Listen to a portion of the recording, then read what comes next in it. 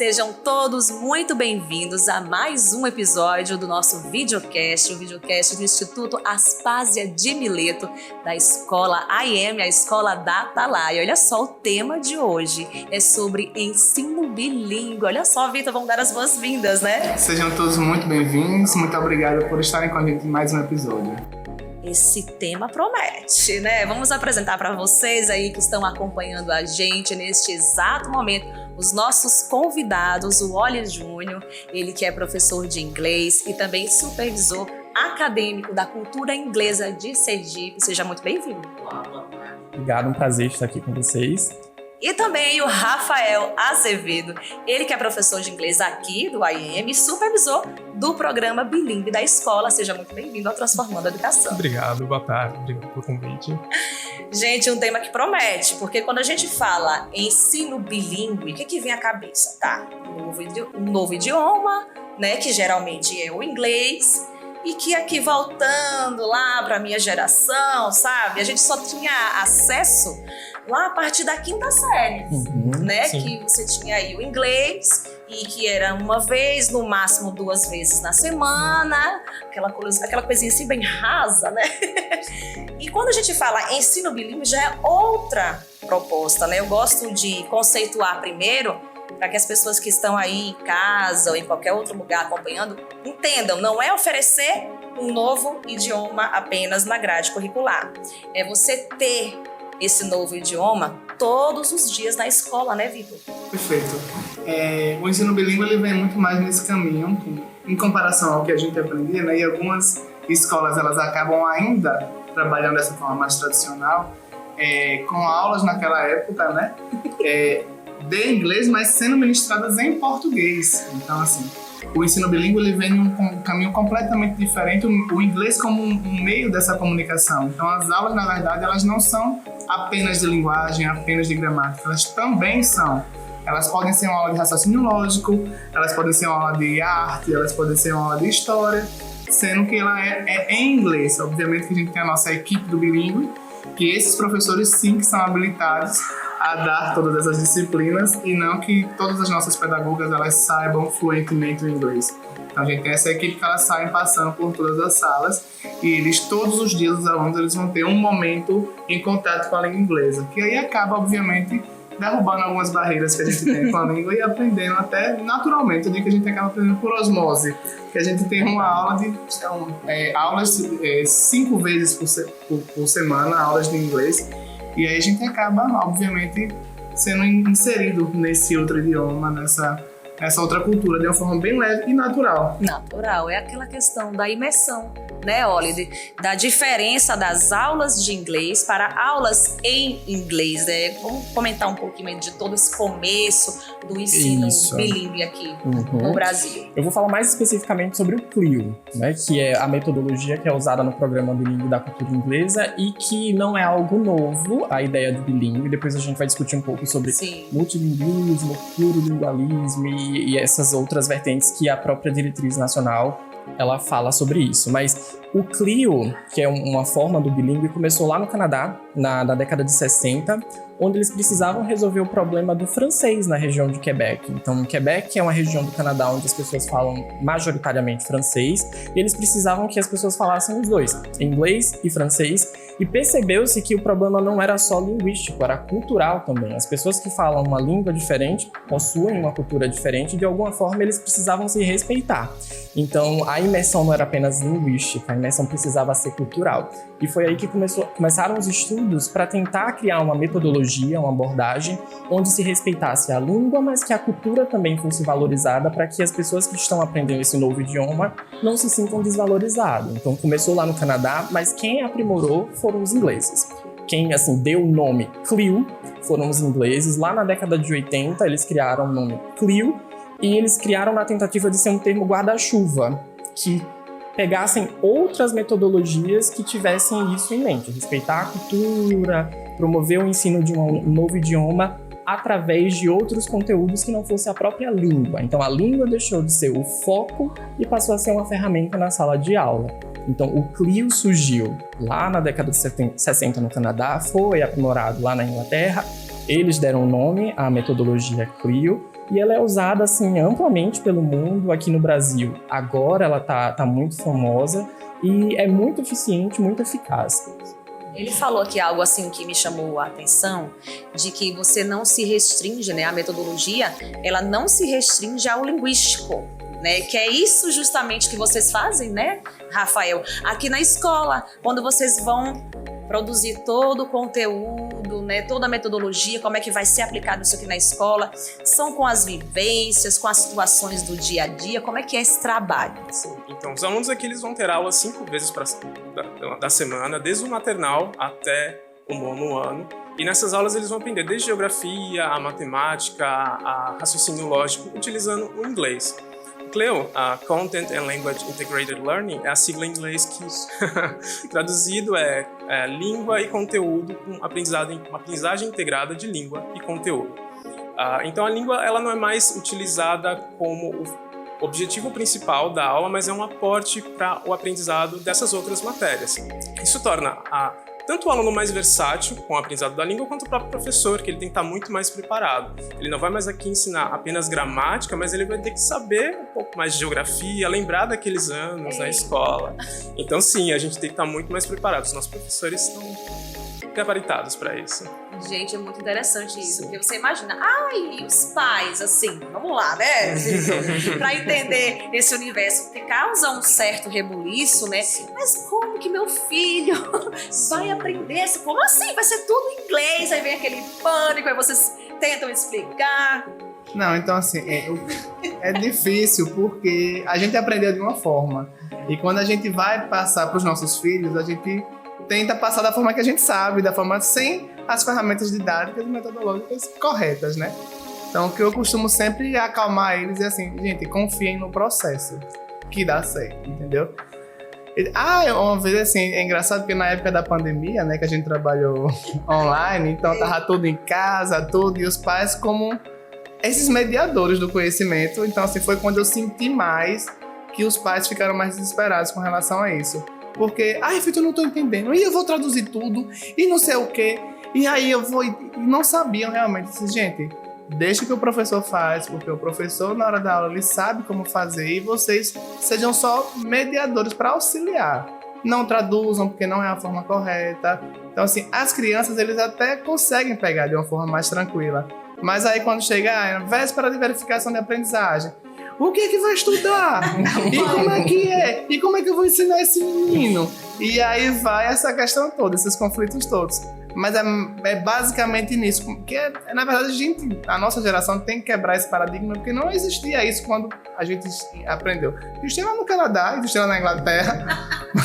Mas no Brasil, aqui em Aracaju, não existia isso ainda. Então a gente aprendeu de outra forma. Então a gente tem que quebrar esse paradigma para que possa estar aberto a aprender de outras formas, né? Exatamente essa questão de se abrir para o novo, né? Porque a gente acaba que é meio resistente àquilo que a gente não conhece, que a gente não domina. E aí vem esse medo todo, né? Porque a gente vê hoje, assim, vocês explicando, é por isso que é bom a gente produzir conteúdo e ajudar aí na informação. Porque o pai e a mãe, olha só, na minha geração só tinha inglês lá na quinta série, né? Então, como eu disse lá no início, era tudo muito raso. Então, aí hoje, mas assim, meu filho já vai estudar, já. A gente fica meio que aterrorizado, né? E aí, recebendo as explicações de que é, inclusive, melhor para a criança, porque é um assunto bem polêmico quando chega. Mas a partir de que idade o meu filho deve, né, falar um segundo idioma? E a gente está falando aqui do inglês porque é o padrão, né, o do mundo dos negócios, um dos mais falados. Então, assim, tem todo esse contexto, né? Eu acho que uma das coisas que a gente mais ouve em reunião de pais, quando a gente vai falar sobre a implantação do programa bilíngue, é que não vai atrapalhar o desenvolvimento Essa é a pergunta que não quer calar. do meu filho. Então, e assim, os receios não são só por parte dos pais, não, os professores também. Porque é tudo, assim, temos que entender que o Clio é algo que não é novo, mas é novo para a realidade brasileira. Sim. Então, é novo para os pais e novo para os professores também. Então, o receio em relação aos pais já vai atrapalhar o desenvolvimento da fala do meu filho. Assim, vai ficar muita coisa, né? Não. Nenhuma das pesquisas que foram realizadas até hoje, assim, a Sociedade Americana de Fonoaudiologia, principalmente, ela é mais engajada nisso aí para tentar entender se isso causa algum problema. Eles nunca identificaram nenhuma interferência da segunda língua na primeira língua.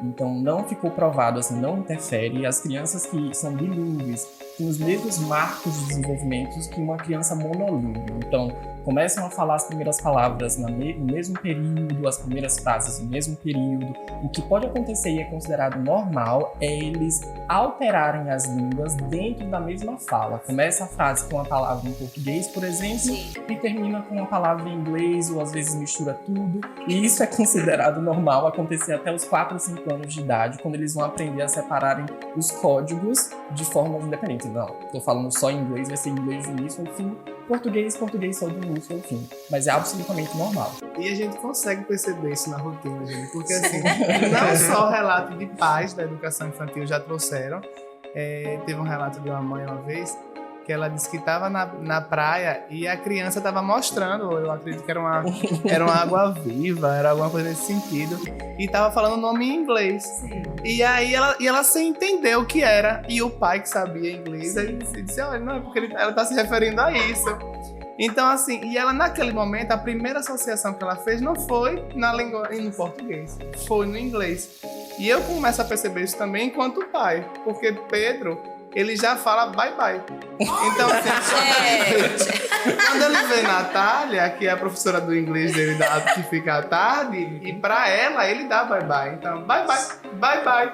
Então, natural assim, pra ele. É natural, porque não tá sendo uma aula de inglês, esse peso para uma criança de 1 ano de idade. Tá sendo uma aula de habilidades e competências para ele, de musiquinha, de artes, do que é para ser ensinado para uma criança de 1 ano de idade, só que na língua inglesa. E ele naturalmente ele vai pegando isso, entendeu? Eu achei interessante porque o Rafael falou há pouco que existem pesquisas e estudos falando que não atrapalha, e existem estudos e pesquisas dizendo justamente o contrário, no sentido de que favorece, tem os benefícios de uma criança que é bilíngue. E você, Rafael, aqui na escola já deve perceber esses benefícios em sala de aula dos alunos. Isso tanto a longo quanto a curto prazo.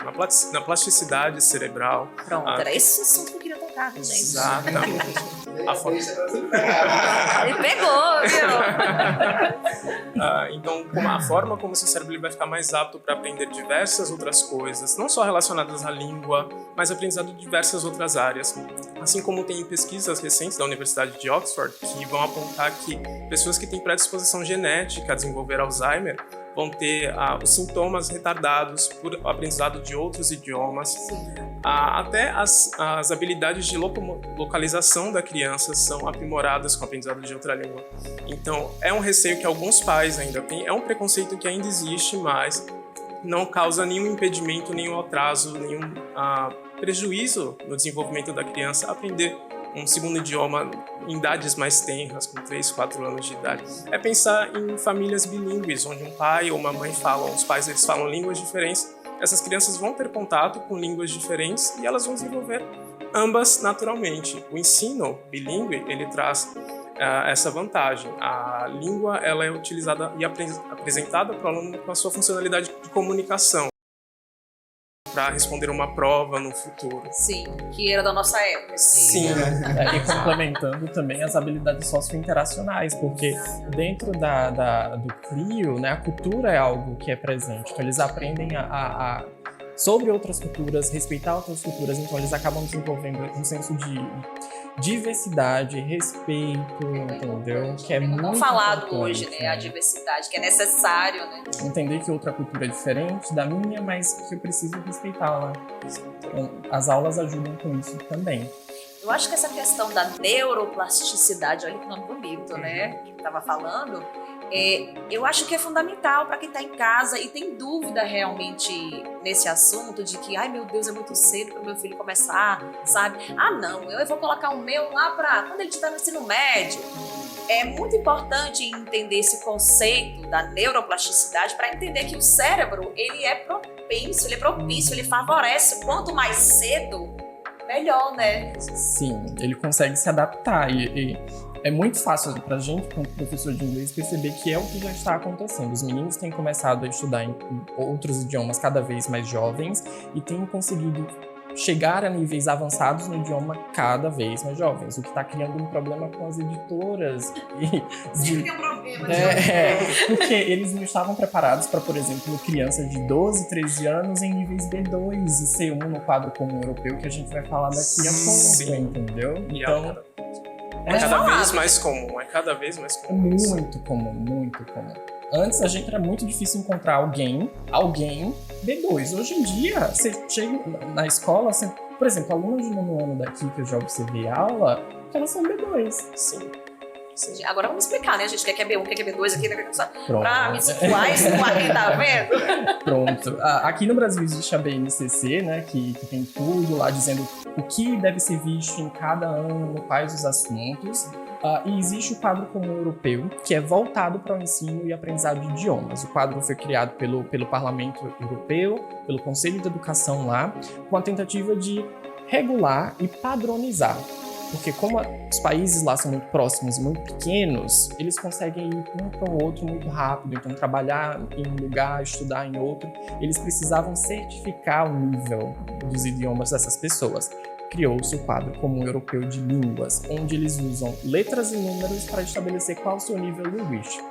Começa lá no A1, pessoa básico, e termina no C2, proficiente. Então, o quadro comum funciona com anos dedicado ao estudo do idioma. Então, A1, X horas dedicado ao estudo do idioma. A2, preciso só estudar sem provar nada? Não. Para realmente atestar, você tem que fazer uma prova de proficiência de uma entidade que é regulamentada tanto pela Europa ou aqui no Brasil. O Brasil aceita essas provas de fora. E aí você diz, meu nível é B2 porque eu fiz a prova de Cambridge, por exemplo, B2 First, e passei. Ou eu fiz o C1 Advanced e meu nível é C1 porque eu fiz e passei. Então a gente usa o quadro comum europeu quando a gente lida com idiomas por ele ser um pouco não, né? Ele é muito mais avançado do que a BNCC. Então a BNCC delimita alguns itens básicos que devem ser vistos, mas o quadro comum ele é muito mais amplo. Eles fizeram uma mudança no ano retrasado para incluir, por exemplo, streaming. Agora eles incluíram a capacidade de você assistir, ouvir e entender no streaming. Então eles conseguem ficar constantemente alterando o quadro para se adaptar à nossa realidade.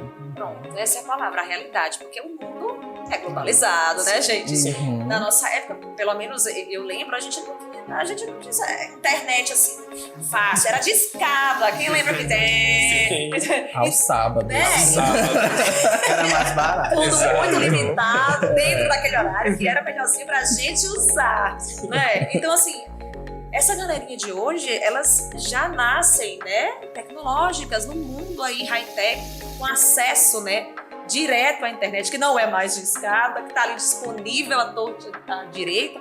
Então, assim, é meio que é necessidade mesmo, né, porque você hoje tem aí uma realidade de trabalho de home office, você tem multinacionais, então o mercado cada vez mais, até dos joguinhos que eles usam para brincar em casa, né, os aplicativos, os tablets, os celulares, tem lá aquela invasão cultural norte-americana, com aquelas expressões todas que eles já sabem. É incrível. Eles incorporam isso de uma maneira meio que natural mesmo. Não é como a gente que, quando via, entrava logo em pânico. O que é isso? De onde veio isso? Não. Aí vai traduzir. Procura! Cadê o dicionário? Não, cadê aqueles dicionários enormes, pesados em casa? Porque na nossa época era assim. A gente não tinha internet pra estar pesquisando. Era no long, aquele pesadão. Eu tenho meu, viu, ainda.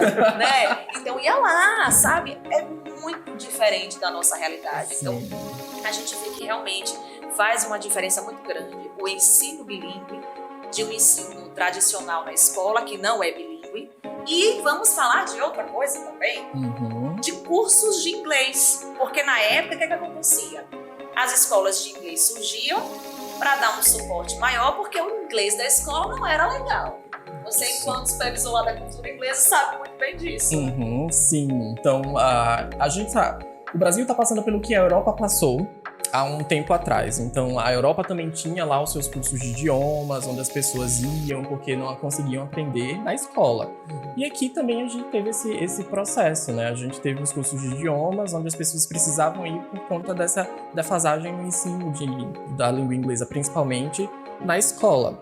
Hoje a gente já tem o oposto acontecendo, né? Os alunos estão aprendendo na escola e estão indo cada vez menos para os cursos de idiomas porque a escola está conseguindo, de alguma forma,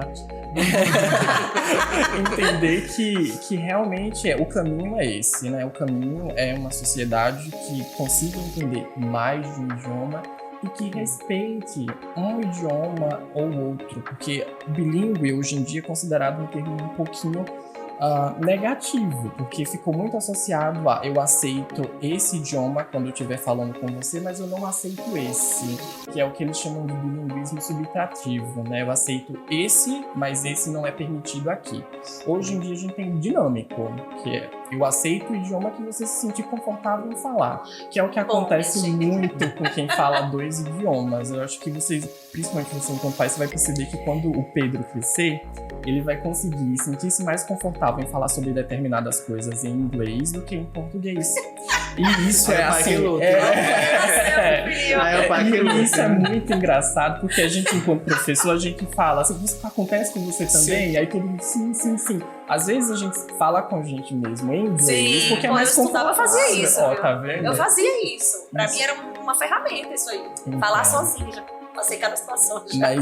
E isso tem acontecido nos cursos de inglês, e principalmente por conta das metodologias. Os cursos de inglês lá na década de 90, início dos anos 2000, usavam metodologias que já tinham sido inventadas lá na década de 70, 60, principalmente nos Estados Unidos. Imagina, 20 anos de diferença da criação para a aplicação. Então, não funcionava. Você mencionou que estudava no curso de inglês, por exemplo, não vou falar o nome, mas a metodologia foi criada pelo exército americano. Exatamente. Que é a metodologia áudio-oral, baseada na repetição.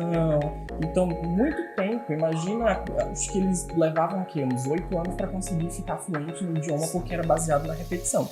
Então, isso também fez com que os cursos de idiomas fossem ficando desgastados.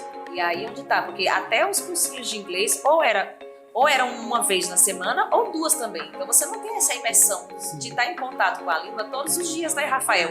Essa questão aqui na escola, de vocês estarem praticando sempre. E voltando aqui para a questão dos cursinhos de inglês, hoje o que a gente vê em muitas escolas? Elas aderindo às parcerias com as escolas de inglês, para colocar lá dentro já, que também não é um ensino bilíngue, né? Elas entram em parceria para oferecer o curso da cultura inglesa, por exemplo, na sua escola. Mas é diferente de uma escola que ela é de ensino bilíngue. Exato. Que isso fique bem claro para o pessoal que está em casa entender. Você sente essa diferença, né? Sim, pelo tempo de exposição que o aluno vai ter e pelo contato que também ele vai ter. Dentro de um curso de idiomas, o ensino da língua, ele tem uma abordagem comunicativa na maior parte das vezes. A intenção é preparar o aluno para falar, para desenvolver as habilidades de leitura, escrita, fala, audição, também compreender e saber utilizar a gramática, mas dentro desse ensino bilíngue, nesse formato que a gente vem falando aqui do CLEO, o aluno está se preparando para se tornar apto para utilizar uma gama muito maior, utilizar a língua para a vida dentro e fora da escola. O quanto no curso de idiomas, até pelo tempo limitado que ele tem, 1, 2 horas por semana, isso acaba não sendo possível. É um objetivo bem específico, limitado. Exatamente. E também complementando, não é que os cursos de idiomas vão deixar de existir. Vamos pensar professores, acalmem-se. Exatamente. E o que é interessante é que não só os cursos, mas a gente sempre tem que estar vendo o que é que vem pela frente e a gente vai se renovando e vai trazendo novas propostas, novas parcerias. A cultura inglesa mesmo está dentro do IEM como um projeto que eles fizeram de sistema bilíngue para escolas.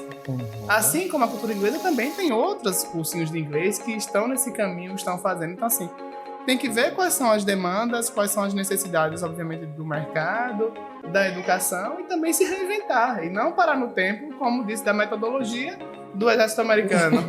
E a gente tá usando que em 2023 em Aracaju.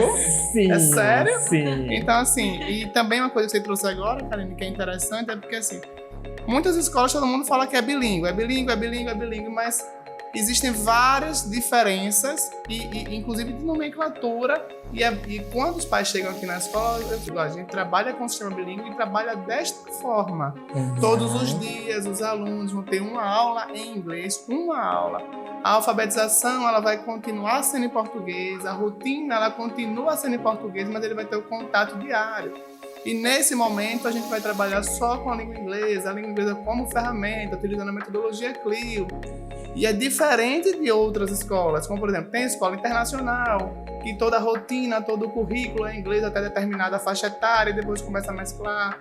Tem escolas, como você disse, que faz parceria com o cursinho de inglês, mas não necessariamente na modalidade do CLIO, e sim como colocando essa grade dentro do inglês, esse inglês dentro da grade, em um contraturno. Às vezes vai ser bilíngue quem tiver no integral, ou então vai ter aula de inglês quem tiver no integral. No nosso caso, está dentro da grade curricular, tanto é que a nossa grade curricular ela é mais extensa. Então, no ensino fundamental, ela tem 5 horas e meia, porque eu coloco esse inglês dentro da minha grade, para que o aluno ele possa ter esse contato direto. Então, não existe a possibilidade de você matricular no IEM e não ser bilíngue. Como na escola que eu estudei na época, tinha parceria com um cursinho de inglês, e aí nessa modalidade você está dizendo de uma aula de inglês dentro da escola, mas só vai quem paga X a mais, então vai até para uma sala diferente, quem não pagou fica em outra sala, e existe essa segregação também. Então assim, matriculou no IEM, faz parte da grade do IEM que existe o sistema bilíngue inserido dentro da grade do IEM. Isso desde 1 ano de idade até o nono do fundamental. Isso é muito bom, né, ser falado e explicado, porque tem muita gente que desconhece. Você tá querendo matricular seu filho numa escola e você não entende muito bem dessa parte, o que é melhor para você, para suas necessidades. Eu acho que aqui a palavra é necessidade. O que atende a necessidade dessa família, o que vocês estão buscando. É como o Oli colocou e o Rafael também, que nós não estamos aqui atacando nenhum curso de inglês, cada um tem a sua utilidade, mas depende muito do objetivo que se quer chegar, né? Então a gente tem que saber assim, o que eu quero. Eu quero um inglês para a vida? Eu quero um inglês só para passar no Enem, no vestibular? Eu quero só traduzir? Ou eu quero ser fluente, quero me comunicar? Então, ver qual é o desejo, qual é a necessidade e aí fazer as suas escolhas, não é verdade? Vou falar mais especificamente sobre a metodologia que se usa na cultura, que é, na verdade, uma abordagem, não é uma metodologia, que o CLIO vem daí, entendeu? Então, a abordagem que a gente usa na cultura é a comunicativa, que é uma tentativa de replicar a forma que aprendemos a nossa primeira língua na segunda. Então, a gente começa ouvindo, depois a gente tenta repetir o que a pessoa está falando, depois a gente lê e por último a gente escreve. E isso quer dizer que você vai ser meio que forçado a ouvir o idioma e falar o idioma desde a primeira aula. E o CLIO tem isso. Você chega na sala, o professor está falando inglês, mas ele não está falando sobre inglês. Ele está usando a língua para falar sobre outro assunto. Geografia, estudos sociais, artes. História, matemática. Esse é um dos 6 que fazem... São os princípios do CLIO. São 4 Cs: comunicação, cognição, cultura e conteúdo. Então, esses são os princípios que regem o CLIO, que são muito parecidos, inclusive, com a abordagem comunicativa. Entendeu? Então, o CLIO veio daí e tenta trazer elementos mais. Muito interessante falar também dentro da grade curricular, que é outra dúvida também que os pais trazem quando vêm aqui visitar a escola, tudo. É que não necessariamente naquela aula de inglês daquele dia, da segunda-feira, ele vai estar sendo um complemento da aula de história que ele teve ou um complemento da aula de matemática que ele teve. O material do inglês, ele está também dentro da BNCC. Então, isso que é uma coisa importante. Então, por exemplo, se eu tiver um filho do 4º ano do ensino fundamental, o assunto que ele vai ver nas aulas de inglês estão dentro dos assuntos que devem ser ministrados na BNCC no 4º ano do ensino fundamental, mas não necessariamente eles vão ser simultâneos. Então, assim, é isso que é importante também, estar atento na hora de você escolher o material para a sua escola, porque ele também tem que estar vinculado à BNCC. Ele precisa seguir o currículo brasileiro, né? É exigência do Ministério da Educação. o currículo brasileiro precisa estar lá. O mais, o que o CLIO consegue levar, ok, mas o mínimo precisa estar lá. É muito interessante, porque fico assim, parando para analisar as falas, e eu vejo assim, algo que é muito forte, que é a questão da imersão. E é por isso que essa questão do ensino bilíngue, ela é tão atrativa, porque acaba que você aprende as coisas de uma forma natural, porque você tá constante. Gente, vamos pegar um exemplo aqui, ó. Na minha época, eu fiz um curso que era de 5 anos. Eu tinha 5 anos, mas eram 2 vezes na semana, e quando eu saía da sala, eu não falava com ninguém. Eu não praticava aquele inglês que eu só tinha 2 vezes na semana naquela 1 horinha de aula. Saiu dali e acabou. Porque tem todo o contexto. Primeiro, não tinha com quem falar. Segundo, tinha timidez, a vergonha de estar falando, de estar tentando, né, comunicar com alguém e tal. E hoje a gente vê que isso acontece através do ensino bilíngue e através dessas metodologias que vocês falaram, de uma forma mais leve, mais natural, né? Porque é fato que para você aprender um novo idioma é imersão. Sim. Ou eu tô falando besteira? Não, de forma. A gente consegue ver com o professor, dentro de uma escola que aplica o modelo bilíngue e de curso de idioma também, a gente consegue ver que o aluno que está vendo o inglês 5 vezes por semana, ele acaba se desenvolvendo linguisticamente um pouco mais rápido do que aquele aluno que vê apenas 2 vezes por semana. Daí esse fato de alunos com 12, 13, 14 anos com nível B2 já.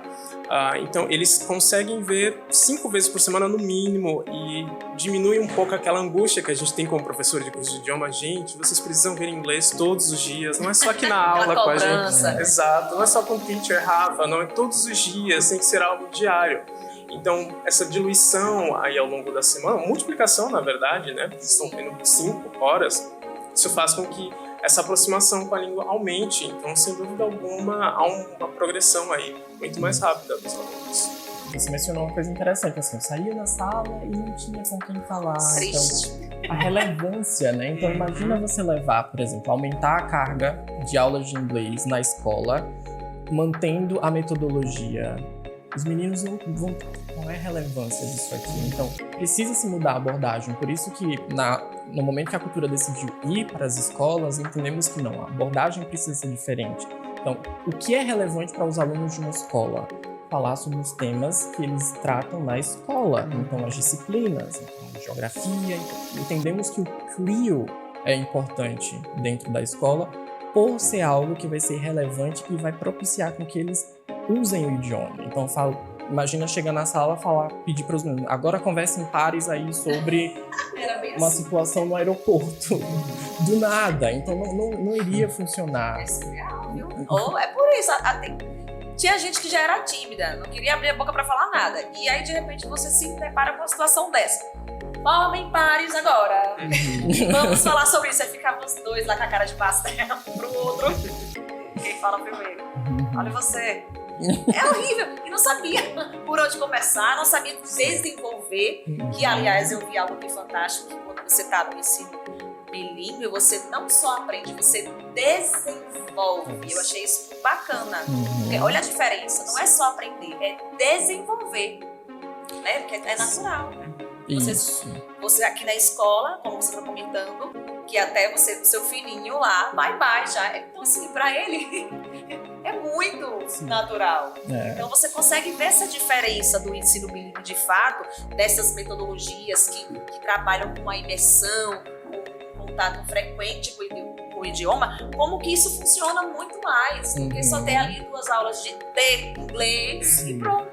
Isso. Em relação à língua, de fato, eles aprendem mais, porque numa abordagem comum, você vai aprender aquilo que está dentro do escopo para aquela lição. Se a gente está falando, por exemplo, sobre vegetais, existe uma lista de palavras que a gente pode ou não trabalhar, porque existe um limite de palavras que se aprende por dia. No CLIO, existe o que a gente chama de triângulo linguístico, que é a língua para o aprendizado, a língua do aprendizado e a língua através do aprendizado. Isso quer dizer que ele vai aprender o que o professor vai falar, ele vai aprender com o material e ele vai aprender pela necessidade dele, que às vezes não é a mesma do coleguinha. Às vezes ele quer saber como é que se diz uma palavra que ele imaginou ali na hora da aula, mas o coleguinha não pensou nessa palavra, mas ele pensou. Então é a linguagem através do aprendizado. Então acaba que é muito benéfico. Eles não aprendem apenas o que o professor está passando, eles aprendem aquilo que eles também querem aprender porque é necessário. Quando você fala assim de inglês para a vida, é muito bacana perceber essa questão da vivência da prática, das situações que vocês provocam no ambiente escolar, para que o aluno se desenvolva e se vire para você. Como é que você vai fazer nessa situação aqui que todo mundo passa no cotidiano? Eu vou à padaria, eu vou ao médico, né? Eu vou comprar livro, eu vou viajar. Então, a gente vê que é uma educação, um ensino realmente voltado não somente para uma prova de vestibular, não somente para uma prova qualquer específica ou para um objetivo específico. É uma coisa mais integral, né? É para a vida mesmo. É uma tomada de consciência que vem com os anos e a necessidade dos anos de que o inglês não é uma matéria. O inglês é uma língua e, como língua, ele serve para comunicação.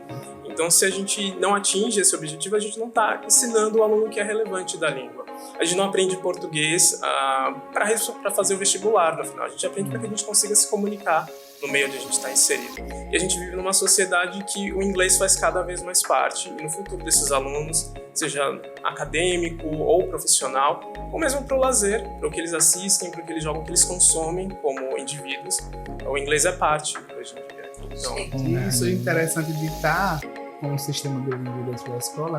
A gente consegue, inclusive, trazer as datas comemorativas, tudo também para a língua inglesa. Então, trazer essa parte histórica, essa parte cultural, essa parte social, as dinâmicas.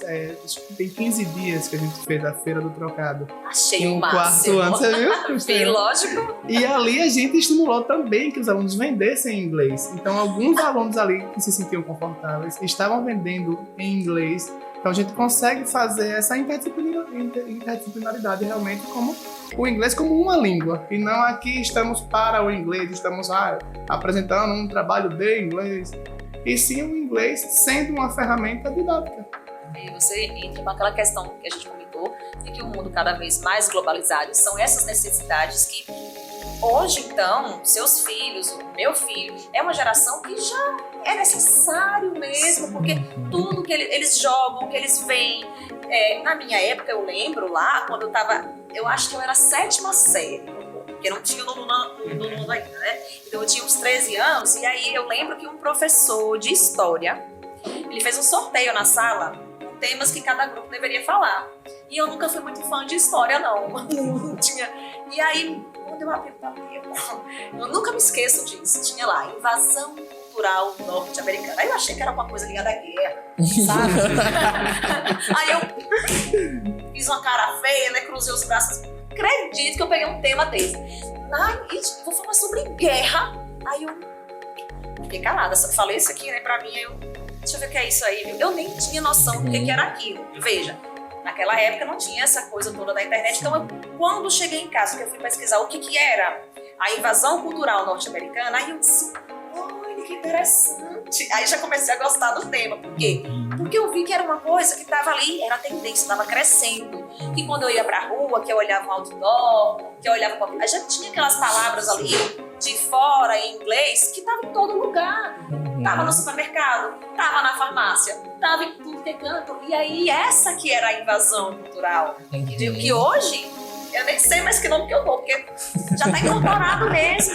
E né? Também não é dos Estados Unidos apenas. Não, exatamente. Então aquilo me aterrorizou. Os grandes vilões, né? Aquilo me aterrorizou, mas eu gostei tanto do tema que eu fui estudar e aí eu dei uma palestra pros meus colegas de classe e todo mundo gostou de saber, porque era uma coisa que a gente estava ali começando a vivenciar. Sim. Começando. E hoje, por exemplo, meu filho tem 10 anos. Ele já tá no meio, ele já tá imerso nesse mundinho aí, né? Todo de palavras estrangeiras, de tudo em inglês. Ele vai jogar um jogo e ele fala, ai mãe, ele pode até não falar a pronúncia correta, que ainda não sabe, mas ele sabe o que significa. significa aquilo ali. E não foi por causa de tradução. Foi por causa de dedução. Porque eles fazem associações, né? Isso. Aí eles descobrem o que aquele youtuber ali tá falando. Porque eles deduzem. Olha que interessante. Na nossa época, isso é isso. Mais um é 2. Mesa, table, a gente ia, né, decorando. Eles nasceram na sociedade que às vezes não tem tradução. Por exemplo, a palavra do momento é streaming. E qual é a tradução pra isso? E acabou. E eles sabem o que é e pronto. Não tem uma palavra em português pra aquilo ali. Às vezes até tem, mas muitas situações não tem. E eles compreendem de uma forma natural isso daí. Vocês percebem muito, né? Aqui na escola. Nossa, e assim, você falou da globalização, a invasão americana, e a gente tenta trazer, pelo menos nas minhas aulas, a questão do não vamos colonizar, assim, a tentativa é não vou continuar o processo de colonização que os Estados Unidos iniciaram lá atrás.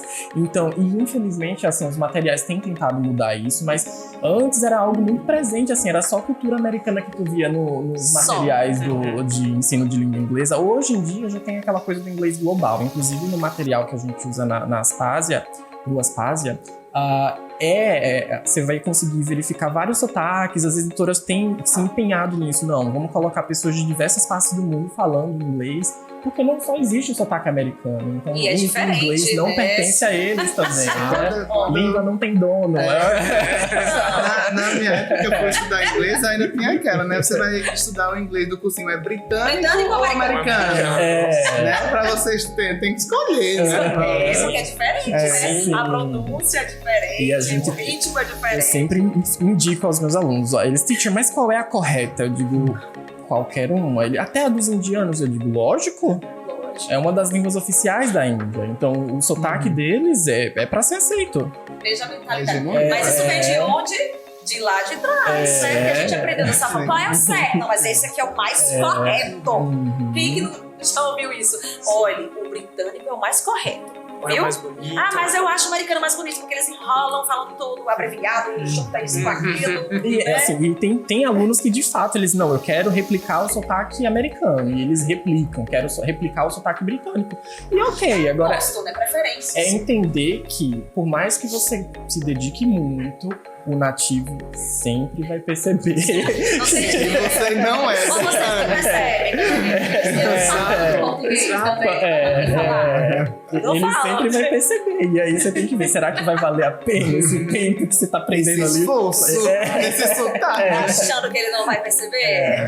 E é algo que é super importante de lembrar pra eles que o nosso sotaque é parte da nossa identidade, né? Exato. Porque não tem um Brazilian English, né? E a gente tem lá o PTBR, né? Porque não? Isso, gente, traduz português Brasil. Português Brasil, porque não inglês Brasil também, né? Mas infelizmente, porque eu digo que os brasileiros, assim, são os que mais são cri-cri com o sotaque. Existem pesquisas, assim, no meio linguístico, cara, o estudante brasileiro é algo assim, tem a patrulha do sotaque. Existe a patrulha da gramática, existe, assim, cometer um erro gramatical, opa! Pera lá, conjugação errada, verbo to be. E existe o do sotaque. A Bruna Marquezine, por exemplo, ela fez um filme recentemente, a de Hollywood. Os brasileiros caindo em cima dela, falando do inglês dela. Eu digo, não. Então, isso também acontece bastante com os alunos brasileiros e começa muito cedo. Sim. A gente pensava que isso começava lá na adolescência, não. Eu não sei de onde vem ainda, não sei de onde parte essa cobrança do sotaque ser muito perfeito, mas ela é real e ela começa na escola, viu? Ela começa aqui. Dá uma tese de doutorado.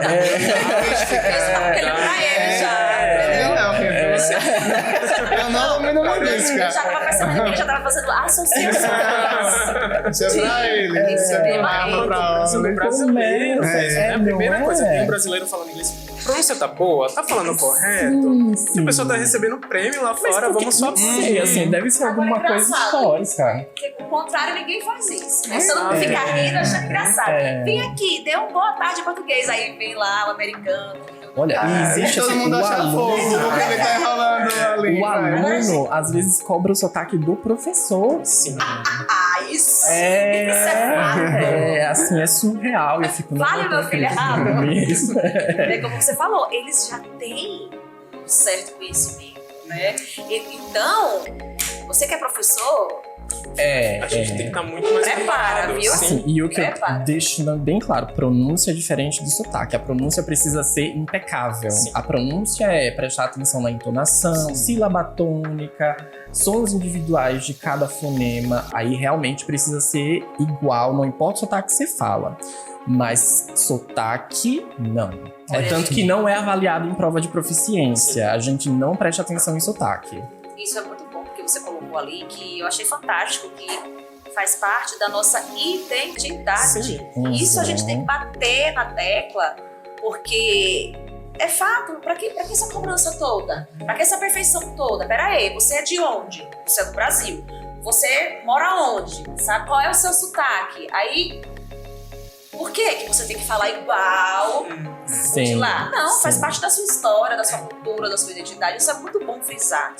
E parem com essas cobranças aí. Assim, eu tento ajudá-los, porque eu já fui essa pessoa. Eu acho que você também já foi essa pessoa. Todos nós já fomos. Então, eu já fui o professor lá no início de carreira que era fissurado em falar do jeito... Eu fico, meu Deus, eu olho pra trás e eu fico...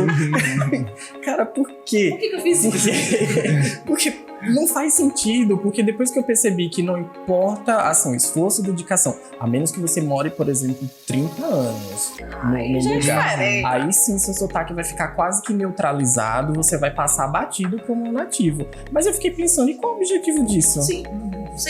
Então. Exato. Não é? Porque eu acho que o maior objetivo de quem tá aprendendo o inglês é saber se comunicar. Sim. Sabe? Não é pra ficar... Acho que a maior vontade de todo mundo é chegar em um lugar e poder ter essa autonomia de não passar fome nos lugares, de poder, né, pedir o básico, de se virar. Não é você saber todas as regras gramaticais, não é você saber a tradução de tudo aquilo, porque até uma pessoa conversa com você, às vezes você não vai entender tudo que ela tá falando, mas pelo menos a ideia central você conseguiu pegar. Você vê, os alunos, eles ficam chocados quando eles descobrem que, por exemplo, nos Estados Unidos, dependendo do estado, eles não aprendem partes do discurso. Então, se você pergunta a um americano que estudou na Califórnia, por exemplo, isso aqui é um verbo ou um adjetivo? Ele olha pra você e pergunta, o que é verbo? Olha, porque eles não aprendem isso. E eles ficam chocados. Eu digo, mas qual a necessidade? É isso que eu tô falando. O que vocês querem? Falar? Com a gramática debaixo do braço, na Califórnia.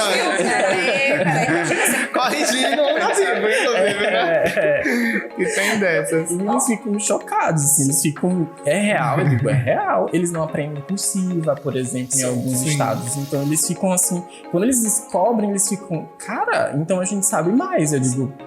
Olha só!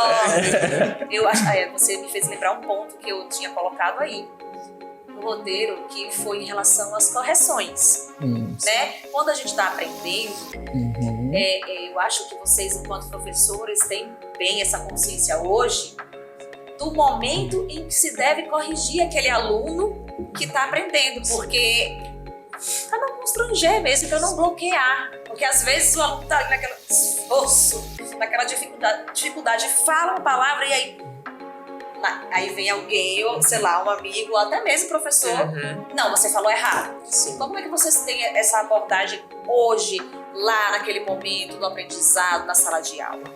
Tanto que a gente não chama de correção, a gente costuma chamar de feedback, né? Um retorno para aquilo que foi introduzido. Americanizou. É um retorno. Aí tá vendo? É internalizado. Eu não conseguiria pensar agora no termo português para feedback, olha, tá vendo? Foi internalizado, Mas isso nunca é feito enquanto o aluno está produzindo individualizado, para que não constranja o aluno. O constrangimento em uma aula, em um momento, pode ser a castração para o resto da vida do aluno. A gente encontra pessoas que têm profundas dificuldades com a língua, porque em um momento se sentiu extremamente constrangido em sala. E a sala é um lugar que a gente muitas vezes se sente vulnerável para cometer erros. A gente deveria se sentir mais confortável, mas o aluno não. Então, sei lá, ele está naquele esforço, conseguiu produzir uma frase a todo custo, e ele produziu, mas teve um pequeno erro, e aí chega um colega ou um professor e corrige. Não, todo esse meu esforço não valeu de nada. Então, a gente sempre visa a fazer essa correção, esse feedback. Ao final, depois que todos os alunos apresentaram a produção deles, e isso nunca marcando, olha aquilo que fulano falou. Não. Eu ouvi que isso alguém disse aqui na sala, ou ouvi aqui enquanto vocês estavam falando, isso daqui. E também reforçando o que foi positivo produzido pelo aluno, porque não é só o que é negativo dentro de toda aquela produção que a gente vai sinalizar. Principalmente o que foi de positivo, para que a gente aprenda e reforce, e para que não cometa aquele erro de novo no futuro, mas que é algo que é mínimo perto da toda a produção que foi feita por eles. E também tem uma diferença entre erro e uma derrapagem. Sabe quando você sabe que o aluno sabe, mas você tá ali no momento de... Aí derrapou. Pra não evitar, porque na maioria das vezes a pessoa esquece. Sim. Então ela não percebeu que ela cometeu uma derrapagem ali. E se você demorar demais pra, de alguma forma, fazer com que ela perceba essa derrapagem, ela não vai se tocar. Então, nesses momentos é interessante que você, de alguma forma, e existem formas de fazer isso sem constranger. Então, por exemplo, se o professor estiver passando no momento que os alunos estão fazendo pares, duplas lá e conversando, ele percebe que houve uma derrapagem de pronúncia. O que ele pode fazer? Desce até o nível do aluno para ficar olho a olho, entra na conversa, tenta repetir o que o aluno falou, só que de forma correta, para ver se, pelo olhar, ele vai perceber que o aluno, nossa, eu percebi. E aí, pronto, trabalho feito, continua o seu trabalho. Mas se for um erro mesmo, assim, nossa, ele não percebeu que aquele verbo estava desajustado. Anota lá no seu papelzinho, espera todos acabarem e faz de uma forma que eles não percebam que você está falando dele, e usa os alunos para que os alunos corrijam a si mesmos, porque é com os erros que a gente aprende, né? Então, quando a gente está aprendendo um idioma, não é acertando que a gente está aprendendo, não. É quando a gente erra que a gente aprende. Então, levar isso ao quadro, pedir ajuda deles, colocar frases corretas com produção boa que eles fizeram, que é um feedback positivo, que é muito importante também. Na maioria das vezes a gente só escuta erramos aqui, erramos ali, e o positivo, né? Então, coloca umas frases muito boas que eles fizeram no quadro, mistura com umas que tem alguns escorregões no meio. Pessoal, preciso da ajuda de vocês. Tem como vocês identificarem quais frases estão corretas e quais precisam de ajuste? Vocês têm 1 minuto para fazer isso em duplas. Depois volta pro quadro, vai junto com eles e constrói. Não fica aquela coisa de repete isso aqui, eu vi isso aqui tá errado, repete isso aqui.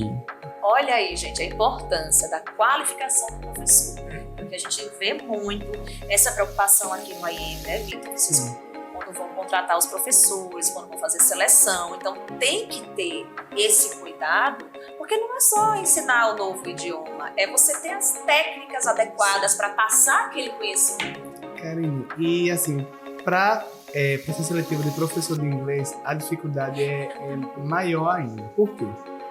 Os professores de inglês têm mais ou menos a nossa idade, ou um pouco mais novos, enfim, um pouco mais velhos, mas aprenderam em um sistema na faculdade, ou no curso de letras, ou em um cursinho que não é na metodologia do bilíngue. Quando você... E vem com o inglês todo polido, a gente faz prova, faz tudo, entrevista e tal, mas quando você chega na sala de aula para dizer e para treinar ele para um novo sistema, uma nova forma de olhar aquele inglês, aí o bicho pega. Porque assim, muitas vezes ele tem um inglês perfeito, mas saberia dar uma aula tradicional, mas não sabe dar uma aula num sistema bilíngue. É um desafio? Isso é um desafio. Como é que vocês fazem aqui hoje? Formação continuada. Então, assim, é formação, é treinamento, é formação, é treinamento, é formação, é treinamento. Mas uma grande dificuldade, eu acho que não é só minha enquanto gestor, mas de todos os gestores nesse momento que a gente está de transição, é porque não existem profissionais formados em bilíngue. Enfim, uma especialização em bilinguismo. Eu acho que deve estar tendo algumas já que eu já vi uma vez. Especialização, mas não é uma coisa que eu, selecionando o currículo, especializado em sistema bilíngue. Nunca vi em bilinguismo. Nunca vi chegar até mim. Realmente. É algo assim relativamente novo. Com essa diretriz, né, que vai entrar em vigor lá em 2026, eu acho que no início desse ano eles fecharam assim, porque antes ela estava meio aberta, foi criada antes da pandemia, agora eles não, galera, vamos delimitar algumas coisas aqui para deixar ela bem certinha. Então, os professores para participar de um programa ou uma escola bilíngue precisam ter um nível de inglês mínimo B2. Olha lá a história das siglas, viu? Os números das letras. E eles precisam passar por um curso de formação específica para instituições bilíngues com duração mínima de 120 horas. Atualmente existem 2 empresas que são, além de publicar material didático, elas também são universidades lá fora, que têm esse curso já regulamentado e registrado no Ministério da Educação, e o Ministério da Educação valida esses cursos como realmente, ok, fez esse curso, tá tudo bem. Eles têm um valor, assim, bem interessante, porque as instituições não são brasileiras, nenhuma delas, mas que ainda é inacessível. Se a gente for pensar a nível Brasil, ainda é inacessível pela forma como o curso é lecionado e também pela questão financeira. Então, fica assim, o Ministério da Educação vai ter que, de alguma forma, fazer com que instituições brasileiras sejam capazes de oferecer esse curso de duração mínima de 120 horas. Poxa, imagino, Rafael, você, enquanto coordenador aqui, o supervisor, do programa bilíngue, então vocês, quando vão preparar essa seleção, para poder, imagino o desafio que é. A gente tem que estar atento a todos esses critérios, mas também a formação continuada ela nos auxilia muito nisso, a preparar um professor que às vezes tem um potencial incrível e ele só precisa ser direcionado nisso, a ser treinado para isso. Como o Vitor bem disse, eu fui educado nesse sistema muito mais antigo, que não tem muitas proximidades com o sistema bilíngue, mas a gente foi se preparando, a gente foi treinando, se especializando, compartilhar isso que a gente aprende com esses mais novinhos que estão chegando, e tem muito a contribuir também com os nossos professores aqui. Eu estava aqui lembrando dessas situações, assim, sala de aula, de que vocês comentaram, né, que hoje os meninos estão B1, B2, Sim. Qual é o nível máximo? C2. E eles chegam facilmente, né, a esses níveis e começam, inclusive, a cobrar os professores Sim. em sala de aula. Você já deve ter vivenciado alguma situação aí. Podem contar pra gente. E tem aquele aluno que te testa, porque ele acha que você é um dicionário, então chega nas primeiras aulas, ele quer ver, não, vamos ver se ele realmente deveria estar nessa posição que ele tá. Aí ele começa a te fazer perguntas assim que não fazem o menor sentido com a aula que você tá dando. E você fica, tá, mas onde é que você quer chegar? E depois que ele percebe que tá tudo bem, ele para. E tem aquele aluno que fala do colega do semestre anterior, sabe? Mas o professor falava assim, qual é a certa? Então aí começa, mas o sotaque do professor anterior era assim, e o seu é assado, e qual é o certo? Então eles têm um senso crítico hoje em dia muito apurado, assim, graças à internet. Então eles conseguem verificar até durante a aula. Então se você fala uma coisa que você não tem certeza, eles imediatamente pegam o celular. Ô, teacher, mas eu vi aqui... Tá difícil, viu? Que não é bem assim. Então, hoje em dia, o professor tem que ir para a sala de aula muito bem preparado. Assim, preparado para o que ele se propôs a ensinar naquela aula e também para o que pode vir de forma, assim, aleatória.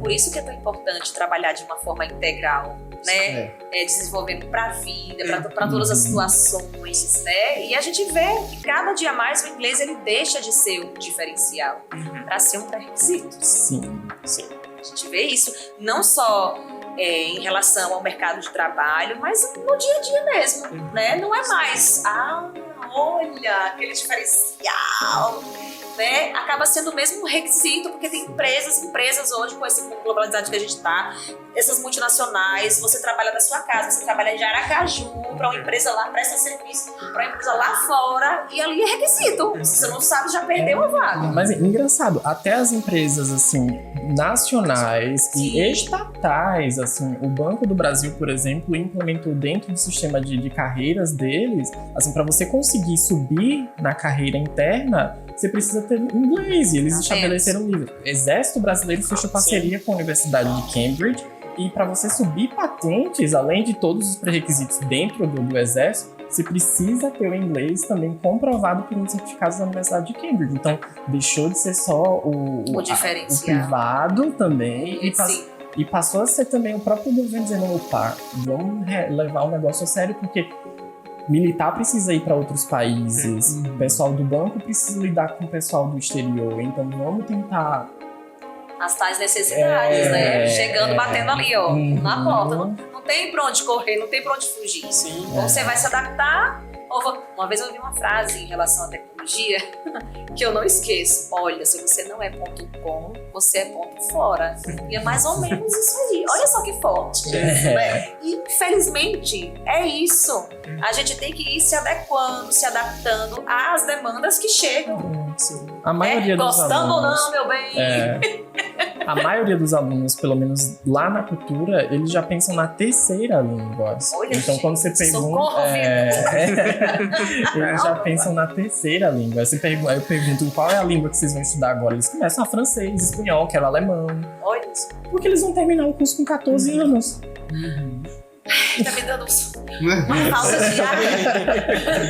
Sim. Olha que maluco isso, né? Ver onde que a gente chegou, né? Onde que a gente tá hoje, né? Falando dessa questão toda do segundo idioma que todo mundo... E uma coisa interessante, por que inglês? Por que inglês? Porque a gente sabe que inglês ainda predomina, né? Tanto em questão profissional, mas a gente vê aí que tem outros idiomas. Estava lendo uma pesquisa e diz que os idiomas mais falados do mundo não são os ocidentais, são os orientais. Interessante isso, né? Por isso que tem uma galera aí querendo aprender mandarim. Sim. Os corajosos. Existe realmente um número crescente de estudantes de mandarim. Mandarim é uma língua muito difícil, uma língua tonal, então além de ter vários sons que não existem em português, existem tons. Então você precisa aprender a falar a mesma vogal em um tom diferente, então o que torna a língua mais difícil. E o alfabeto também, que é aquela maravilha, que é muito bonito, assim, é inegável que é bonito de se ver, bonito, principalmente quem faz aquela caligrafia, mas eu fico imaginando aprender aquilo ali. Jesus o mandarim é uma língua que está sendo muito buscada por conta do crescimento da China, mas a China já falou, assim, principalmente o presidente da China e todos os porta-vozes dele já falaram que eles não têm problema nenhum em falar inglês. Então, vamos pelo mais simples. Aprende quem quer, né? Vamos pelo mais simples. Olha, gente, já tem mais de uma hora que a gente tá aqui falando, tá vendo? Eu falei, parece, não parece, né? Porque o bate-papo vai fluindo, mas foi assim, fantástico receber vocês aqui, eu agradeço todo esse conhecimento compartilhado. Foi muito bom para quem tá acompanhando a gente entender um pouquinho desse universo, né? O que é isso, o ensino bilíngue, o que eu faço com meu filho, né? O que eu faço, onde eu boto, onde eu boto, né? Qual caminho seguir. Então é muito importante mesmo a gente esclarecer e tirar essas dúvidas. A escola está aberta para quem tiver mais dúvidas, né? Aproveite aí, você que ainda não segue o Instagram do IEM, que está aparecendo aqui na sua tela. Siga, se inscreve no canal do YouTube, onde todos os podcasts, nossos videocasts são aí disponibilizados, e no Spotify também, né? Estamos em todo lugar. Estamos em todos, vocês vão aparecer tudo que é canto, viu? Fica essa mensagem aí para você ter mais conhecimento e tomar melhores decisões, né? Isso, muito obrigada pela participação. Agradeço. Obrigada, Vitor. Obrigado, e obrigado até a todos. o nosso próximo episódio.